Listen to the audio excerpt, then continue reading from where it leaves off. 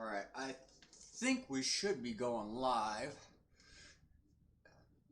Good evening and welcome to Home of the Neon Alliance, the first and only call-in show dedicated to the simulation hypothesis. I am the one and only RAO, and we're going to jump right into it today. Well, okay, not exactly. I'm going to be real with you. This is going to be kind of a short topic, and I had to figure out how to fluff it out a little bit to make time. So, we're going to be bullshitting about time for a little bit. Did I get through the first 30 seconds without swearing? No, I didn't. Oh, wait, I got a delay, so I might have gotten through it. We might be good here. But last week I had kind of touched on it during my call with Tommy. The origin of the universe. Sounds like kind of a tough question, maybe. I don't know. What do we know about matter? Like, flat out. What do we know about matter? Is the first question that we have to ask. Matter has mass, and matter responds to gravity. So, there's only two things that we know of that respond to gravity. One of them is matter. One of them is time. And we have shown this with atomic clocks at 30,000 feet relative to atomic clocks at sea level. The clocks at sea level move slightly slower than the clocks at 30,000 feet. So, with that in mind, we see evidence that time is responding to gravity. Now, time also responds to acceleration and velocity. If you are traveling at, let's say, 99% light speed, and you come back, you will have aged minutes to hours, where somebody back on Earth would have aged more closely to like years or decades. So what we have is an instance of time missing for people who, or the passage of time missing for people who are traveling close to light speed. This leads me to think that time has some kind of mass and is some kind of matter.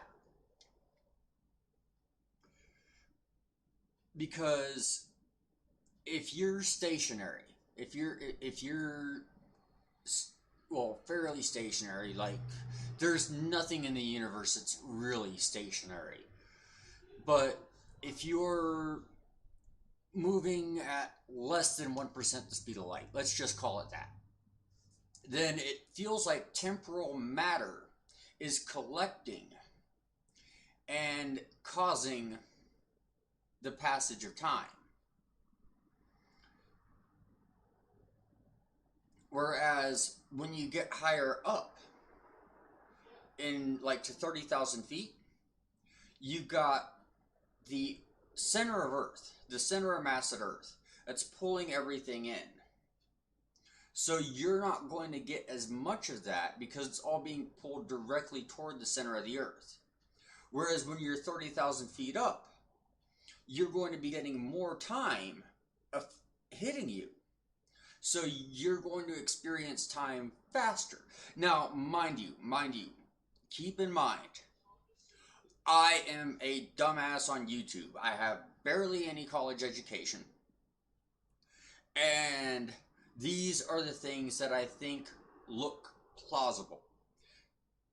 The difference between me and a lot of other assertions is that I am begging professionals to tell me how right I am, how wrong I am, if I'm at all right, if there's anything that's wrong. I want to know these things. I want to know if I am mistaken. But I do have the ideas and I do have the evidence that backs them up. So if we can figure that time, or if we've proven that time responds to gravity, and the only thing that we've seen that responds to gravity is matter, then it's fair to assume that time is a form of matter. Mind you, I'm talking like subatomic matter. I mean, these things would make electrons look like a football field. And when enough of that temporal matter collects, the same way that hydrogen fuses into helium, enough of this temporal matter would collect and form into something tangible. And that would be like the alpha, not reality prime, but our alpha universe, where time can just constrain to matter. And it makes like a donut universe where it's cyclical, where all that matter can last for the amount of time. So you get this little bitty universe, but time has passed since that universe was created. So when it collapses back in on itself, and this is getting extra dimensional. So 0 dimension is a point, 1 dimension is a line, 2 dimensions is a square, 3 dimensions is a cube, 4 dimensions adds time into it.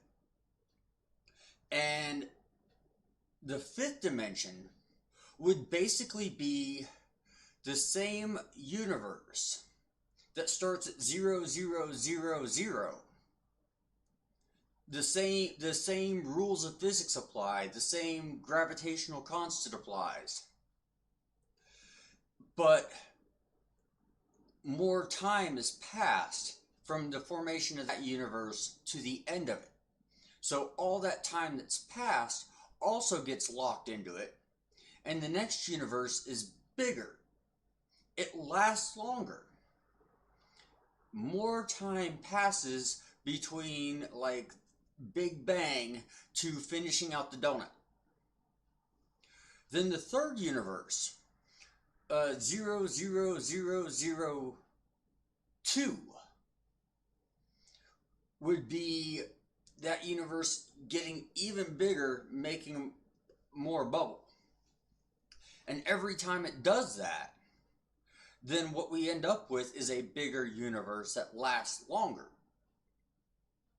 Now, we have gotten to a point that the universe is expanding.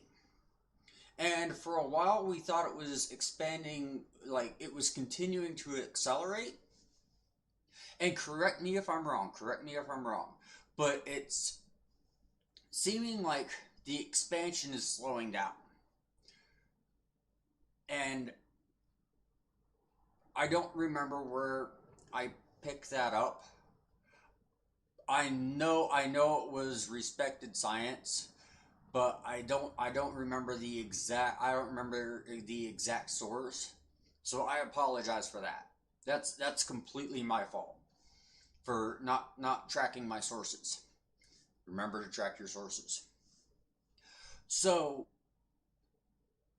we're getting to the, if I'm right that the universe is slowing down in its acceleration, it's going to back up and start collapsing back in on itself and going back to the center of the donut. And if you imagine the universe as a single fourth dimensional shape, it's a lot easier to see than if you try to picture time as a different entity. So it feels better. It looks better. The math checks out when time is not a separate entity, but an actual force.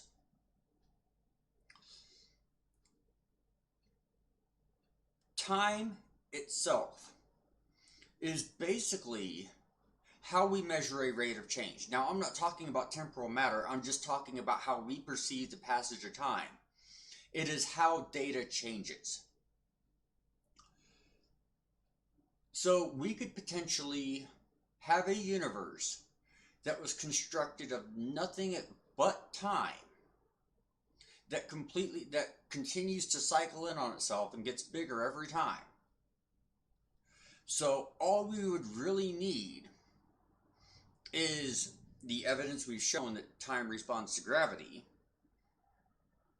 and having constant forces of nature, the strong and weak atomic forces, gravitational, electromagnetic,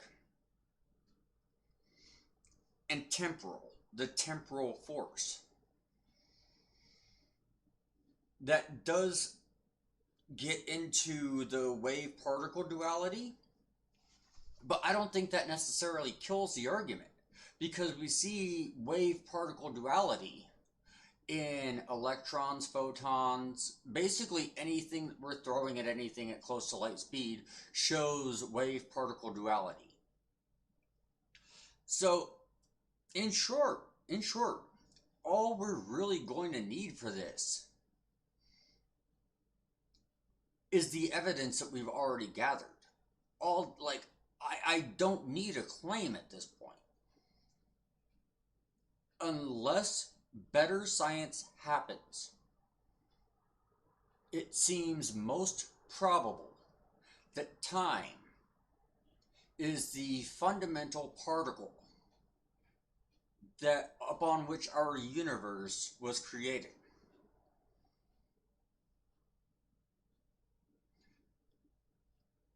I'm looking for another explanation. I mean, I'm not hoping for another explanation, but I am definitely seeking out different explanations, because like I said, I might be wrong. I might be completely talking out my ass. If that's the case, I want to know. I want to know the most accurate representation of reality that we could possibly have.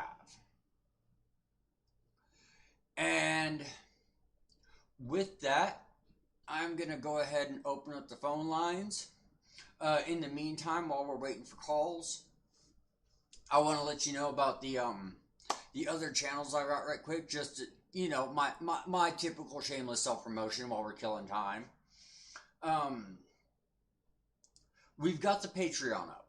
The Patreon is up and running. It's working. We have 2 loyalty programs. The 3-month is if you just want the shirt. It's like $10 a month for 3 months, and you get the Neon Alliance T-shirt that's got the neon butterfly. We've got the 12-month loyalty program that you get the sticker, you get the mug, you get the T-shirt, and then you get the hoodie. So if you go Patreon right now, by next year you're gonna be in like perfect hoodie weather. As long as you're not in that like top part of the United States or that latitude area in general, because holy hell, it is way beyond hoodie weather in the mornings here in Wyoming. But that's what we've got for the Patreon programs. As well, we've also got my neglected channel, the one and only RAO, is basically dedicated to my gaming highlights and whatnot. And I've got the Twitch channel, the one and only RAO, which is, it's not highlights. It's basically what's going on here, Good evening. Thank you for calling home of the Neon Alliance. You are live. Who am I talking to? Where are you coming from? Hey, Ariel, it's Tommy. Oh, it's dude. Since we are in the midst of some shameless self promotion, I'm gonna go ahead and plug Tommy. He is Tommy Wood on YouTube. It's spaced out. It's not all one word like mine is. Uh, Tommy takes a more spiritual and religious side to the simulation hypothesis. We had a debate a couple of weeks ago, and that's kind of how we got introduced to each other. But if you are coming at the simulation hypothesis from a more spiritual side, Tommy is extremely friendly and extremely honest person to be going to. I don't think he's right, but I think he's honest. So, Tommy, what do you got for me today? Oh well, I was I tried to listen as intently as possible to what you were trying to say, explaining things, and I don't necessarily disagree with you, but there's a couple things I'd like to add, like in reference to the simulation hypothesis. I think your ideas about time relative to matter are very reflective of the theory itself, but the hypothesis. And so, like, if you say time is a matter, where there's a denser population of matter, or like the closer to the Earth you would be, there's more matter, so that would alter the flow of time because if time is a matter, which also goes in the simulation hypothesis, in that processing speed is happening in the matter. So the more the matter is bunched together, that it's going to slow that processing speed down. Okay, so And kind of like, you're talking about lag and buffering and whatnot. yeah, yeah, Where well, I do have a small problem with that idea, and that is the uh, mall. All right, like the mall's dead now. Like Amazon killed the mall, but uh, I'm old enough that I remember going to the mall, and it's the same with like Disneyland, Six Flags, anything there. There's all kinds of energy going on, but time seems to move faster when you're at the mall, when you're at Disneyland. Time flies when you're having fun. uh, So, with all that energy and hustle and bustle, I would expect that time would move slower in those situations because of the amount of interaction. uh. So why do you think time is perceived uh, faster in that situation? Um, I, Also I explaining. honestly, I honestly think it's more psychological than anything, and that's why I Uh, might be wrong because our perceptions are flawed. Our perceptions are jacked. So if we could figure out a way to measure it and try to take the human observation element out of it, I think that would be more reliable than time flies when you're having fun. But at the same uh, time, it is a contradiction that I notice in the idea. I got you. You had also mentioned that like the universe expansion might be slowing down. Um, what do you think of that as relative to processing speed? If our universe is getting bigger, that's slowing down the processing speed of our mainframe or whatever that controls our universe. Well, it doesn't seem like there's any evidence that time is slowing down. If the expansion is slowing down, then that would be evidence that we're going from expansion to collapse. The back end of the donut. Uh, So I don't think expansion is slowing down because of like temporal matter. I think expansion is slowing down because we're about to get into uh, the contraction phase. Yeah, I see what you're saying. So it's just all the cycle and the contraction and expansion exists in a different state depending on the cycle of the universal flow over time, right? Could you give me that to me one more time? Oh, just like when you're talking about the donut, that means time's folding in on itself, like on the inner parts and expanding on the outer parts. So we could be transitioning into a different part of the donut. Is that what you're saying? Right, right, right. Like, um, with a cyclical universe, what we would expect to Uh see is a period of slow expansion because like you've got a circle, and as the circle gets bigger, if you increase the diameter by one, you increase the or you increase the circumference by 3.14.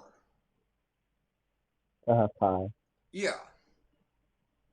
So as as the universe gets bigger, it's going to move faster than it seems like it's getting bigger because we're measuring diameter to circumference.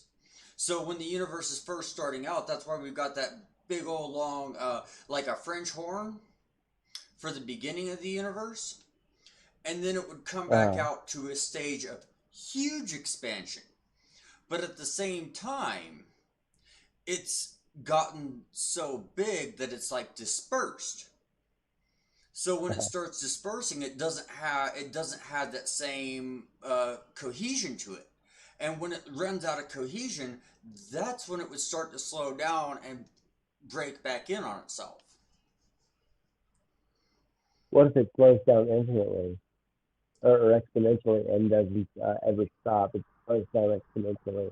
How could something slow down exponentially without stopping? What you're talking about now is negative velocity, which isn't possible. Well, you just slow down by 50% every time. So if you're only taking 50% of the value, you can't ever get to zero. Oh, we're talking It'd be about a the engineer and the stripper conundrum. I'm not sure I've heard of that one. That sounds like a good one. Well, okay, you've got an engineer and a stripper, and uh, every minute the distance between the engineer and the stripper decreases by 50%. So uh-huh. the engineer will never touch the stripper, but he will be close enough for all practical purposes.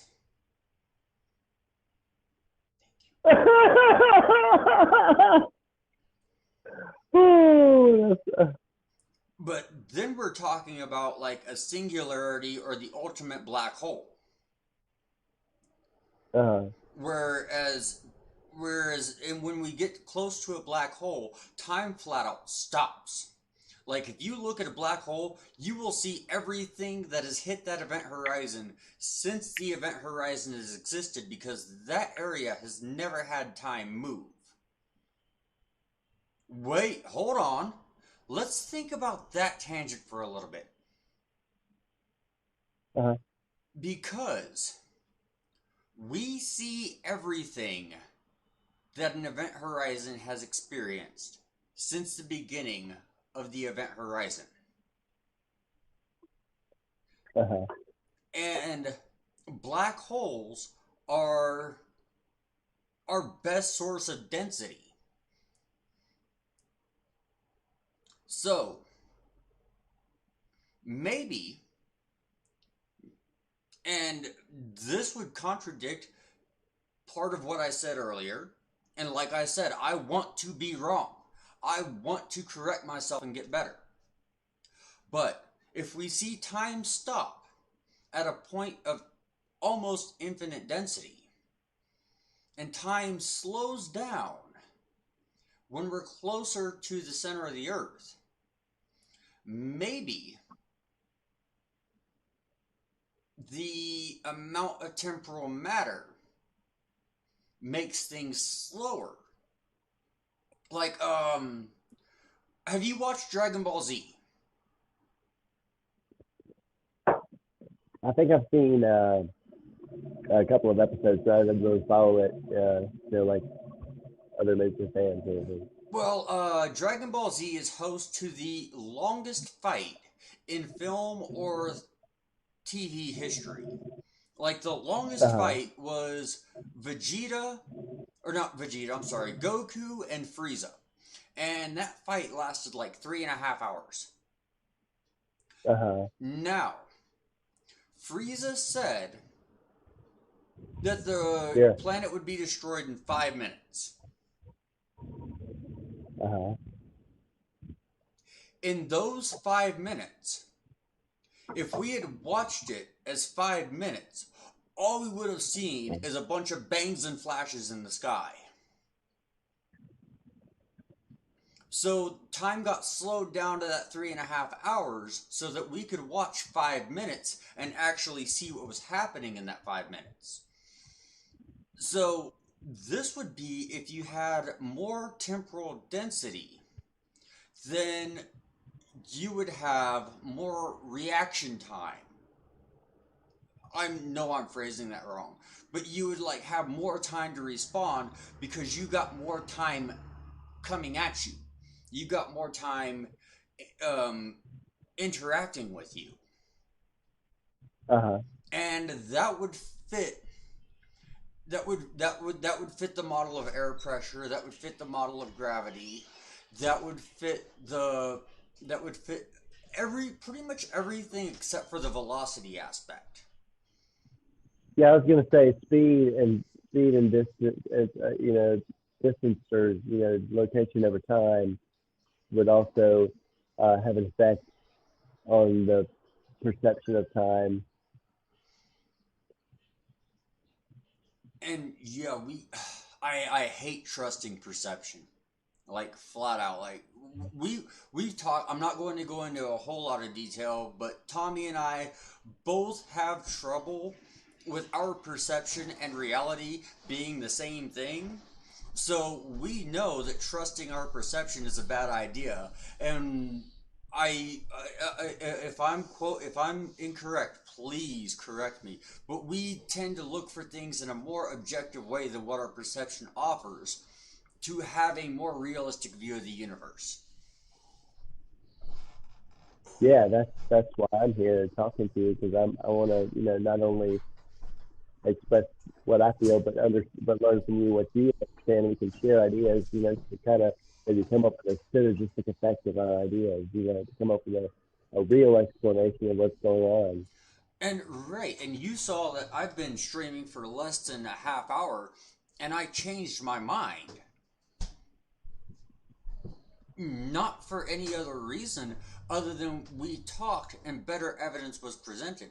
And our simulation theory group, we get into we have debates all the time, especially among the theist versus atheist crowd. And people will say, "Oh, I don't want to debate you for the sake of debating you," and I don't want to debate for the sake. Well, okay, sometimes I do. Sometimes I want to debate for the sake of debate. I have fun with it. It's Uh, sport for me. yeah, But I want to discuss these ideas with people who disagree with me because I want to know what the most right thing is. exactly. Yeah, And I mean, that's why I come out into the public and I have these discussions. That's why I present what looks to me like evidence. That's hmm why that's why I'm out in the public doing this because I'm not afraid to be wrong, but at the same time I think I'm right.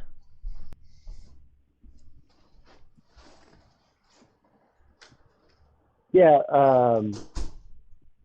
Perception is a function of consciousness. So if we think of reality as a function of consciousness, we can understand that our perceptions throughout reality, which are two functions of consciousness, make up our experience, that we perceive. You know what I'm saying? And time may be relative in different aspects given our physical laws that govern our universe. Well, there are you familiar with the E8 lattice? Yeah. Well, there are, I think it's either 14 or 16 particles that have yet to be discovered in the E8 lattice. Oh, nice. Uh-huh. Yeah, I know what you mean. And I think we have found evidence that supports the claim of tachyons. Mm. Particles that Would that be particles that kind of travel like backwards through time. oh, okay. But we Like different. also have evidence of antiprotons and positrons.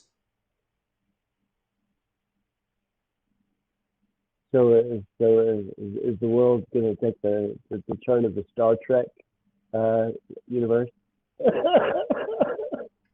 Um, we are going to have to change a lot of laws to get anywhere close to the Star Trek universe, and this is not my political show, so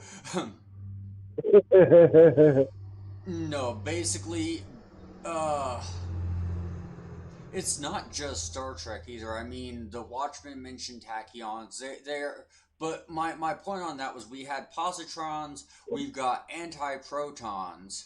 So Hmm. if we can measure tachyons, then it is safe to assume that tachyons have an antiparticle. And since tachyons travel backwards through time, they are basically clashing with us at a fourth dimensional level, so they would be easier to see than Hmm. chronotons, which would be moving along the same wave as us. Because if something hits us periodically and then just travels the other way, we're going to notice that better than riding a wave because it's kind of like when you're when you're on the highway and you throw a ball when you're in the car and the ball stays like up and down. It doesn't like fly to the back of the car because the car is moving. uh, We so, would notice chronotons, or I'm sorry, we would uh, notice tachyons before we would notice chronotons because of the direction of travel. uh,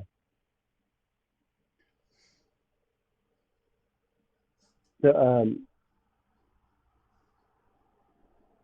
yeah. So the particles that you think are moving backwards in time, the tachyons, and the ones that are moving forward, like what causes our perception of the flow of time? Is it like those particles interacting with a forward and backward and interaction at the same time, Um, giving us perspective?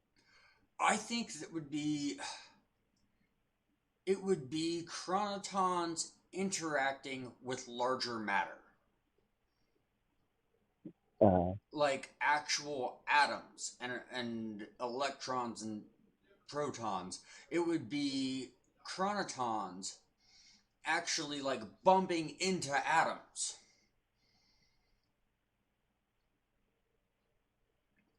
based on more density equals more time equals time moves slower. yeah, there's so many variables in the equation of reality that it's hard to encompass all of them in our show, Mhm. our life show. Well, that's why it's a weekly series, bro. I've got a new topic every week, and I try my best to dive as deep into these as I can, and that's another reason that I want callers like you. So so I have to think about what I just said. I have to risk being wrong every time I do this. Uh-huh. That's excellent. Yeah, I enjoy learning from people as well. Well, I think that you and I actually brought this up on stream. If not, it was during our hour long Zoom call after our debate. Yeah, we spent close to an hour disagreeing or over an hour disagreeing with each other, and then we get off the Zoom call and we just start talking. But I think that was something that we had both agreed on is that like you're not going to learn anything new by talking to people who agree with you. Yeah. And is there was there anything else that you had for me today, Tommy? Um, oh, I wanted to make one reference to, I, I don't think I've said this yet. I had one more thing written down on my notes that I kind of jotted down while I was watching the first part of the show. The movie Inception. And oh, another thing I wanted to mention was the movie Oblivion that I watched today. Phantasm 4? No, with Inception, when they went into the dream state, it Oh, was just Inception. I thought you said Oblivion. Sorry.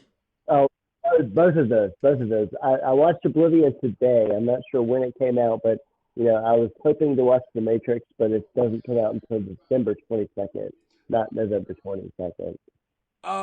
Quickly, Oblivion. Is that Phantasm 4, the thing that's got the little metal spike balls and the collector dude in the black coat? I mean that sounds familiar. There's drones and there's Morgan Freeman as the resistance leader, and like it's how has a machine mind has controlled. Spoiler alert. the Oh, okay, the okay. top, The one I'm talking about was more like fantasy horror based, so I don't think we're talking about the same thing. But you were touching on Inception in coordination with that.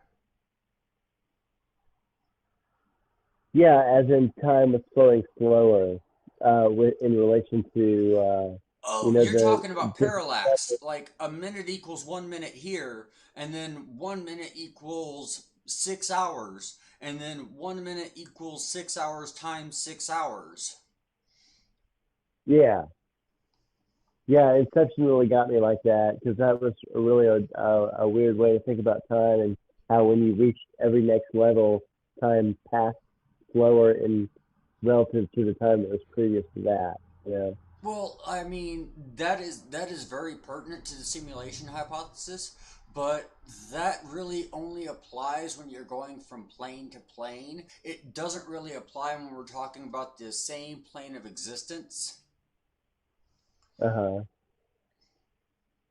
Yeah, and I wasn't relating that to Oblivion. I was just saying that it was really weird to see that once the main character realized that he was a clone, like, but it's all based on this one, our human desire, like, all our media, entertainment type stuff mentions, like, or, the majority of it, a heroic figure that comes like a deus ex machina, which was kind of what this was. So, like, the saving machine was um, the bomb delivered by, Jack, but he was the one that ended up with the wife was the predecessor of the original one. So it was like a progression of humanity to get better and solve this one issue. Like it's the overcoming of technology by humanity again to retake control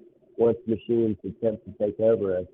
So not only do we have the hero, but we have the attempt to disable technology in the future for our own benefit. And it's interesting that time passes differently for us because not only are we subject to the time that's presented to us, it's our perception, and through consciousness we can only understand, what it means for us individually as a conscious agent, right? Well, like I said, it's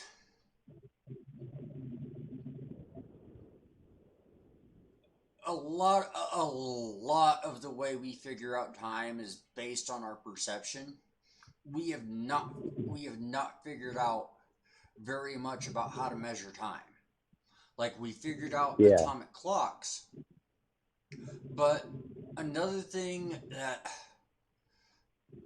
really feels like wishful thinking and thoughts and prayers is that Deus Ex Machina.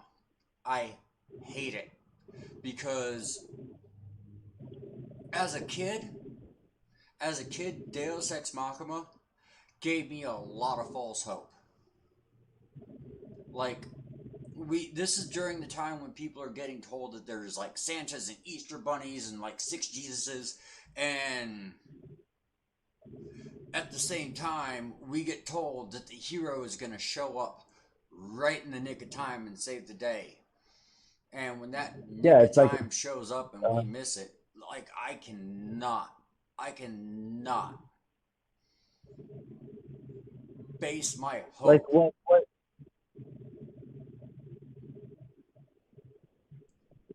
yeah, as far as that, like is it not just a system of control by our human overlords that, but there's still that hope we have, like is somebody coming to save us and give us paradise, like we have this hope for the future, at least I know people that do or whatever, like it's just a human ingrained like desire, underlying desire for the future, for hope. Like what is that? What function of reality does that serve?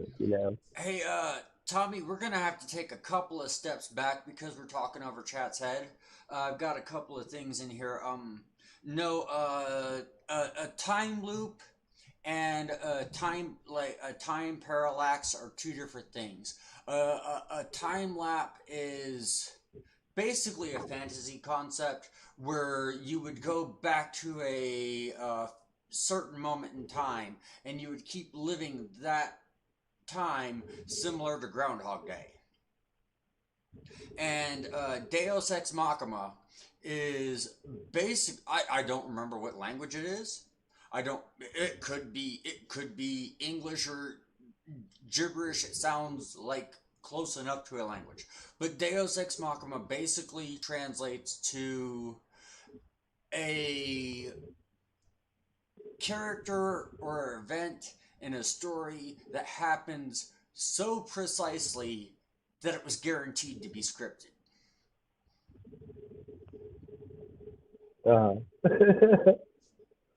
I don't disagree with you. I'm a predeterminist. I'm a realist, Yeah, whatever. and like, dude, I'm gonna get deep with you for a second, bro. Um, the last time I prayed, like sincerely prayed and thought I was talking to somebody, I was 12 years old, Hmm. and I prayed for my mom to beat cancer. Deus Ex Machina never showed up. There was nothing like that. And I went through 2 years of getting the shit kicked out of me for, you know, not eating vegetables. So when you try to put a Deus Ex Machina into our reality, I'm gonna go full on Satanist and say no. It's up to you to be your own Deus Ex Machina. You have to know the time. You have to figure it out. And don't count on a last second hero.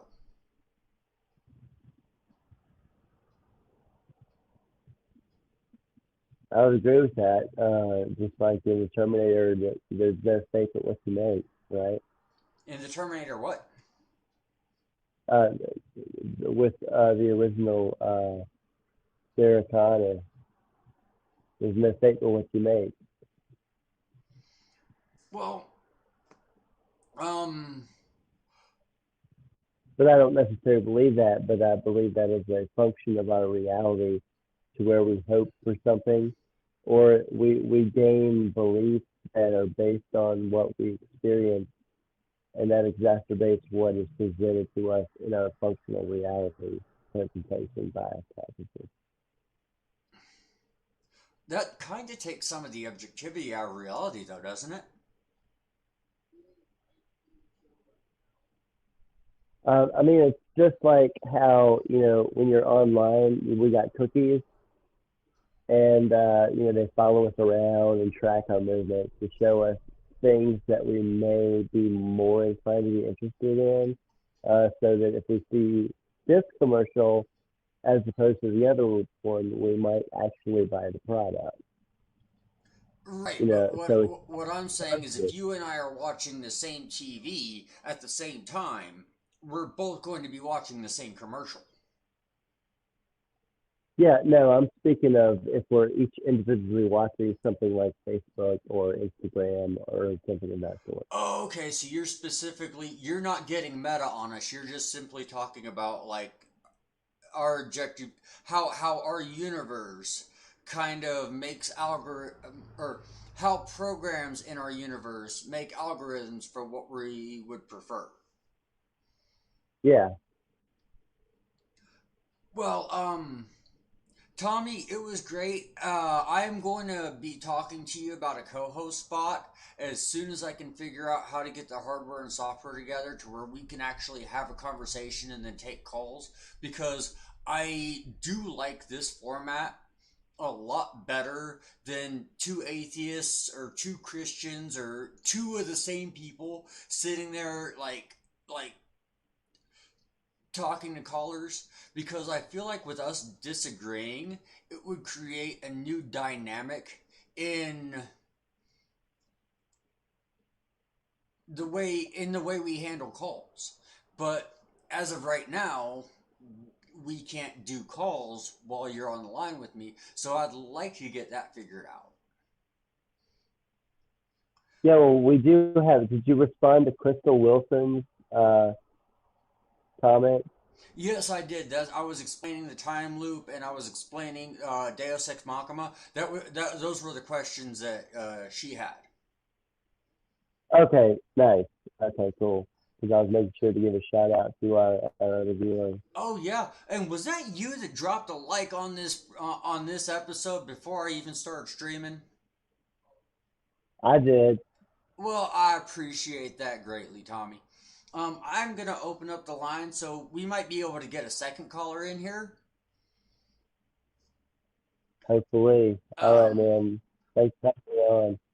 and unless my computer does something jacked up, expect it Thursday or Friday, or expect this call on the channel Thursday or Friday. No. All right, well, Tommy, I'm gonna let you go, and hopefully we'll be talking again soon. Cool. Sounds good, man. All right, you have a great evening. All right. Thanks for having me. Talk to you later. Thank you.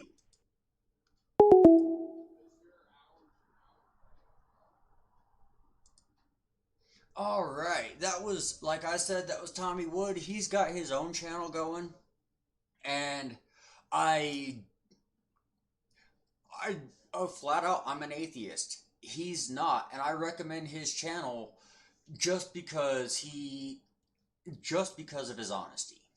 He doesn't do the debate thing like I do. He doesn't take calls like I do. He's more laid back, definitely. Definitely more laid back about. But I was talking about. Oh yeah, I was doing my shameless self promotions between calls. That's right. But yeah, on my Twitch account, it's going to be closer to this than it's like this with video games happening because we're just really just talking. Or I'm monologuing and watching chat, and in the one and only RAO Twitch stream, I am more involved with chat. There's times in this show that I'll ignore chat for the purpose of the lecture because I found out that it's distracting when I have to go back and forth from chat and whatnot like that.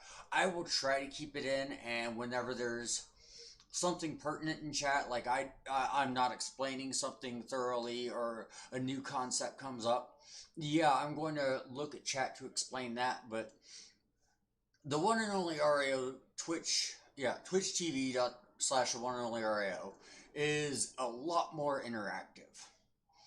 And these are all the, oh, my stream looks like it just cut out on me. So we're going to see how that works. Okay, we're still good. We're still good. It still works. We're all right. And I do have one more YouTube, Humanist with Attitude. That one's been neglected for so long. It was a current events, but I found out that I got way too angry talking about politics all the time. Like, politics is an angering subject, especially in today's times. And like I told Tommy earlier, I want to keep the political aspects of my views away from this show. And so I've kind of almost done away with Humanist with Attitude. But it's a good place to check me out early. Like, oh, I was running that thing on a duo-core computer with 4 gigs of RAM. It was trash, but it was a start. And I want to see everybody out there succeeding. Like, I don't want anyone down and out. So, even if you suck at something, but you want to do it, go ahead and try to get better. Like, figure out the basis of how to do it. Talk to people that have been doing it.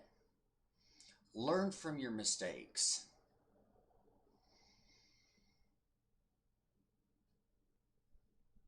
And find you. Because when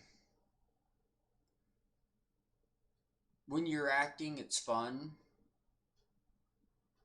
But when you're being you, it's liberating. I've gotten my topic done for. The phone lines are open, and alright, if I have another call before the hour mark, I'll keep going for an hour and a half. But I do want to keep the lines open for that hour mark just to make sure, in case I do get another call, because I kind of cut out early last time. Last week, Tommy called, and I was just so excited with getting a phone call. What the hell just happened? I was so excited with finally getting a call that after I got the call, I was, oh, well, let's go do this. Let's get out of here, click out, and all that kind of stuff. But I kind of want to be more well organized, and that's what I was talking about with figuring out what you're doing, figuring out what you're doing wrong, and getting better. Like, I started, yeah, I noticed that.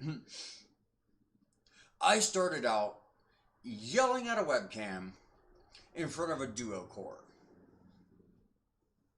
And actually, I started out before that calling into the atheist experience and arguing with Tracy Harris and Don Baker. And then Tracy Harris and Phil Ferguson. I called Tracy, and then, well, Tracy Harris and Claire Warner, that wasn't really an argument. I had my, like, I was basically, like, frozen from PTSD at the time because things happen. And so I wasn't really able to get my ideas out there. But the first 2 times that I called the atheist experience, I was arguing on behalf of a God claim. Well, then I looked back at the evidence, I looked back at my arguments, and I realized that I was coming at it from a point of presupposition.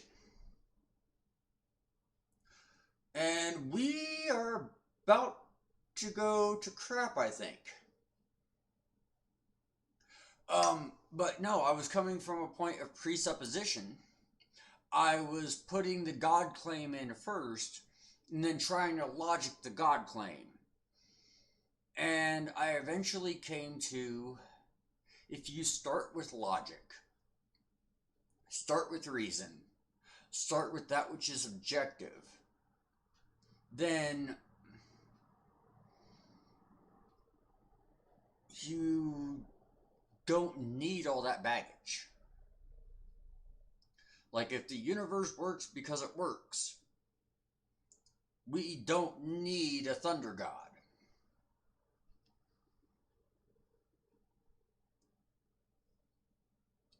Alright, we are 56 in.